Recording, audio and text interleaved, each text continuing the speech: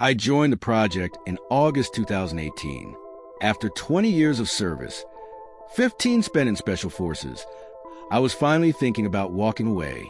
I'd lost more than enough, and with the recent passing of the last member of my family, the idea of stepping back didn't feel like quitting anymore. For the first time, I let people see how I really felt. I think they got it. On August 12th, a message came through from my group commander. Private video call at 1 p.m. No context. Odd on its own. But what really caught my attention was who I'd be speaking with, a retired Rear Admiral and former head of the Naval Special Warfare Command. Not exactly someone you expect to hear from on a lazy Sunday. The call was short. The best ones usually are. I remember it like this. Names change, of course. Admiral Sir Matthew opened with condolences. How are you holding up? Doing as well as I can, sir. Glad to hear it. Let me be direct. We're on a clock. He leaned forward. I heard you're considering stepping away. Can't say I blame you. You've got skills, and there are companies out there throwing bags of money at people like you. But I've got an offer that might hit different. I didn't know what to say. It wasn't the usual pitch. This morning, someone I trust, a former director of national intelligence, reached out. He's putting together a team for something very specific. Black budget, special access, privately backed. He asked for a candidate. You were the first name I gave. He paused and added, no family. Thought you might already be halfway out the door. If you're open to it, I'll hand you off to the team leads. Think hard. This is a one-shot deal. Serve again and get paid well for it. I'd be lying if I said I wasn't tempted. The thought of civilian life didn't feel like peace. It felt like falling into a void. I didn't realize it at the time, but I wasn't looking for a new life. I was looking for a new mission. You in? Yes, sir. Good. That's the end of my involvement. This call never happened. Understood. He nodded once. The screen cut to black. Seconds later, a new platform booted up, one I'd never seen before. Encryption and security tools began installing automatically. As soon as they finished, another call came through. No video, no names, 2 distorted voices on the other end. Voice masking tech, no doubt. They kept it brief, 2 minutes. A rundown of expectations, the structure of the contract, and timelines. No mention of the mission itself. Just this. We be employed through a private group. No records. No government affiliation. Plausible deniability in case everything went sideways. The compensation was generous. My discharge paperwork would be expedited and clean. When the call ended, the software kicked in again, erasing everything from the last quarter hour. That was my entry point. I stayed with that unit for 4 years. For years before I finally accepted the truth. We were not the good guys. The real horrors weren't out there. They were the things we protected. Lies, atrocities, things buried by men with power and no conscience. And my silence made me part of it. The day I chose to speak, I lost everything. But I don't regret it. I'll keep telling the truth in every way I can until they catch up to me. There's a quote that stuck with me since I first heard it, 9 centuries old, from the King of Jerusalem. I whispered often during long nights in cars, while checking rearview mirrors, signing into motels under fake names, or sleeping in the woods with a rifle under my arm.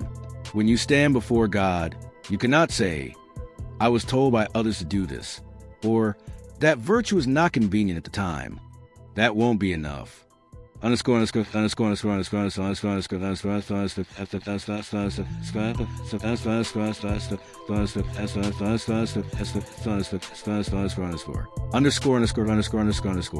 Mission log excerpt.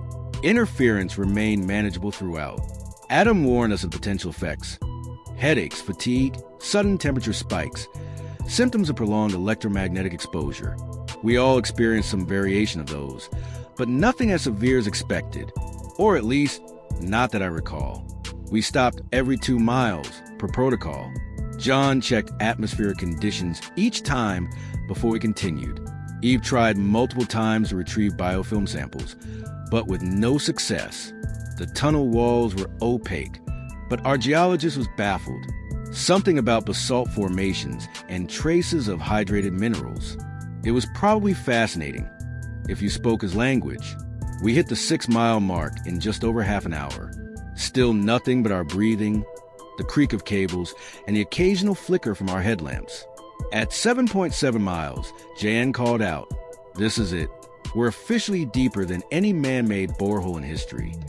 By that depth, we should have been at 356 degrees Fahrenheit. But he raised the thermometer with a quiet grin. 32.3 degrees Celsius. No one had an explanation for that. We kept going. No turbulence. No mechanical issues. Mark and Luke were steady as ever. And the scientists, credit to them, handled the pressure better than I expected. Timestamp, plus 43 minutes. Respirators on. The air past the shaft hadn't been analyzed. Protocol demanded caution. We stood in silence as the seconds counted down. The elevator stopped. The tunnel walls disappeared around us, swallowed by a darkness so absolute it seemed alive. My flashlight beam barely pierced it. Ground scans had shown a solid surface below. Accurate. Thankfully, I stepped off first. The stone was grooved, slick with biofilm, same as the walls above. The film stretched endlessly in all directions, making it hard to tell if we'd exited the tunnel at all. But one thing was clear. This was the darkest place I had ever known. Our high-lumen lights barely revealed a few feet ahead. No echoes, no wind, not even the sound of dripping water. Just breathing, movement, heartbeats. The weight of 7 miles of rock above us felt unbearable. Once all 6 members had disembarked, we began deploying floodlights and gear.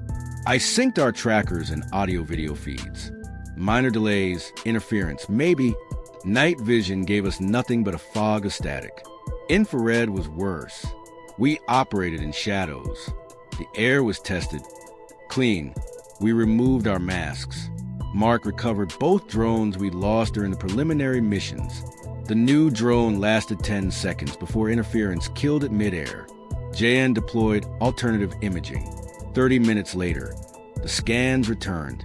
We were inside a massive ovoid chamber, 3 meters tall, 2 wide, 1 deep.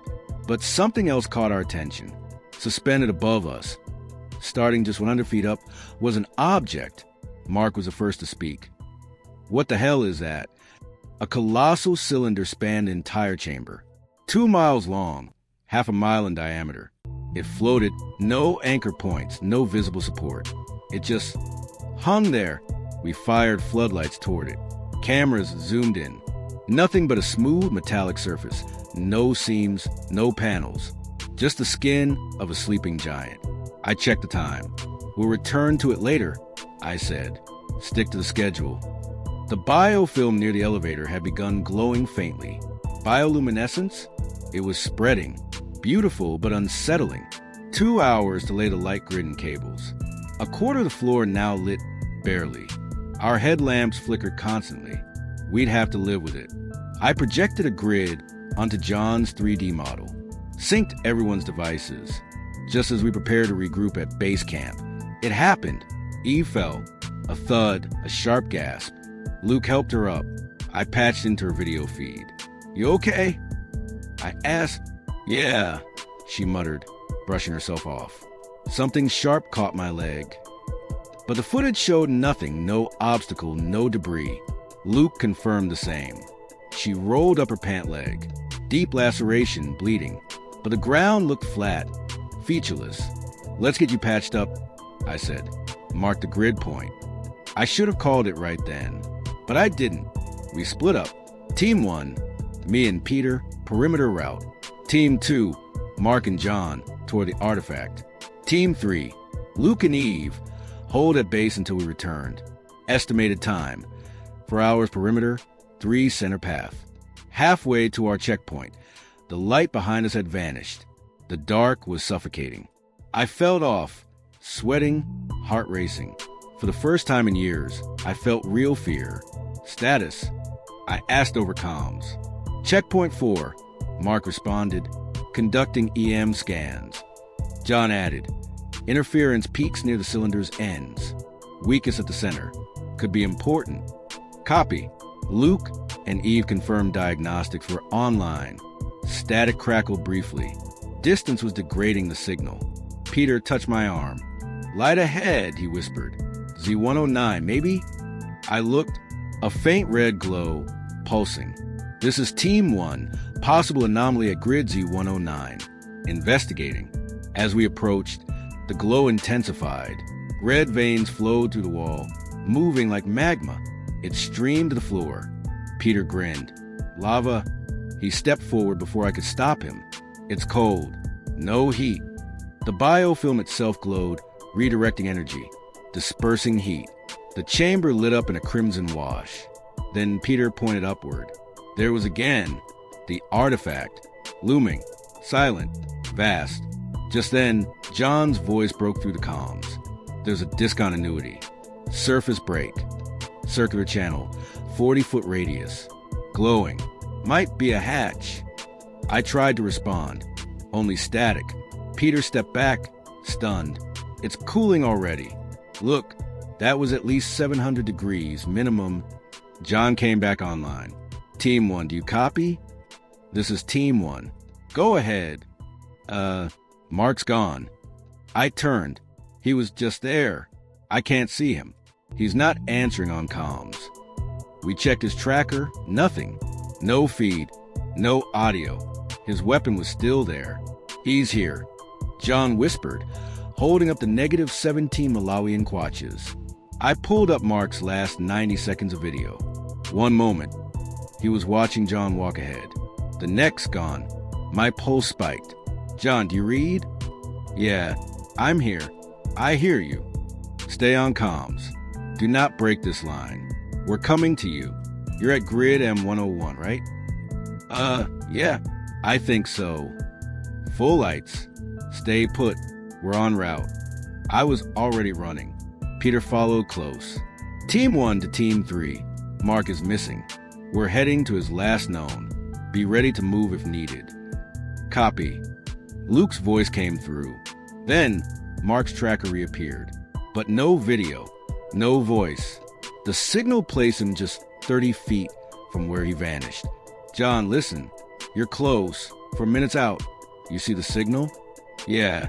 It just popped back up. "Shine all lights in that direction. Right now." His camera panned. Light hit something. "What is that?" he asked, voice shaking. Zooming in, Mark's helmet. "Hold your position. We're 2 minutes away." Peter's breaths were short, ragged. I turned to tell him, and John's camera went black. Gone. Signal lost. "John!" I shouted. No answer. 2 gone. Just like that. Darkness pressing again, tight, heavy, alive. I called it in. Team 1 to Team 3. "Luke, did you hear all of that?" "Every word," he replied. "Status, I was about to ask you. Any issues on your end?" "Lights failing. Started near the perimeter. Patterns heading back toward base 3. I checked the grid. He was right. A straight line of light failures, moving toward the base. Another light blinked out as I watched. "Something's moving." I said, "Luke, I can't risk more people. Return to base. Hold and wait." "Copy." Peter and I moved fast. On screen, lights continued failing. Grid lines going dark in order. "Lost more," Luke said. "Only 2 still lit in this section." Eve tried thermal. Then I heard her, panicked. Gunfire. 2 bursts. A Mark 17. Their signals cut. I froze. Scope up. Scanning shadows. Peter beside me, whispering, "What was that?" Quiet. "Luke? Eve? Anyone?" Nothing. Another line of lights started failing. This time, it was coming straight for us. I hesitated. Training screamed at me to act, to move, but something deeper said, "Run." Peter, listen to me. Breathe. Hand on my shoulder. Don't let go. He nodded. No stopping. We go dark. All lights off. Calm, silent. Elevator or nothing. Got it. He nodded again. We veered away from the dying grid line. Lights went out behind us, one by one, then scattered outward. A search pattern. It was a sprint. Heart pounding. Every step burned. Another light died 50 feet behind. I pulled Peter with me. My weapon up. The elevator appeared. Only 2 lights still working. 30 seconds. Another light died. 20 seconds. We reached the door. 1 light left. 10 seconds. Then I felt Peter's hand let go. I turned. He died in silence. Something took him. Fast. Brutal. Like gravity had shifted and ripped him apart. There was no scream. Only blood. It soaked the floor. My boots. My hands. I hadn't even fired. I crawled. Got up. Hit the elevator panel. The lift began to rise. I left them all behind. Sometimes I ask myself, am I doing this out of guilt? I tell people it's about the truth. That people deserve to know. But maybe I just can't carry it alone. Maybe this is guilt wearing justice, like a mask. Does it even matter? The truth matters. People deserve to know what's coming. And more than that, what's already here. Elevator speed, 30 miles per hour. ETA to surface, 18 minutes. Helmet off, water on my face. Knees to metal, chest heaving. At minute 2, comms came back. Tried to connect. Nothing. Finally, minute 10, signal broke through. I can't recall exactly what I said. I told them I was the last one left. Most of it was static, until Joanna's voice cut through, clear. Matthew, carriage weight is reading 900 pounds. If you're alone, what are you bringing up? I froze. The cargo bay was sealed. I was alone, or so I thought. Matt, can you hear me? I keyed the emergency override, ejected the cargo hold, felt the jolt, heard the metal crash down the shaft, checked diagnostics. Still 900 pounds. I stopped the elevator, held my breath, listened, weight shift soft, back left corner. I turned, fired. Thunder exploded in the tiny space. Then I was airborne, slammed into the wall, fell, just missed being crushed as the lift rose past me. My leg caught a support bar, dangling, left arm shattered, chest bleeding. Above, the elevator kept climbing. Matt, what's happening? We heard gunfire. Joanna's voice. Seconds later, static. Then screaming. Gunfire. By the time I climbed back up, it was a graveyard. Control room, wrecked. The reinforced steel door ripped clean off. Joanna, Adam, gone. And whatever I had brought with me was no longer there.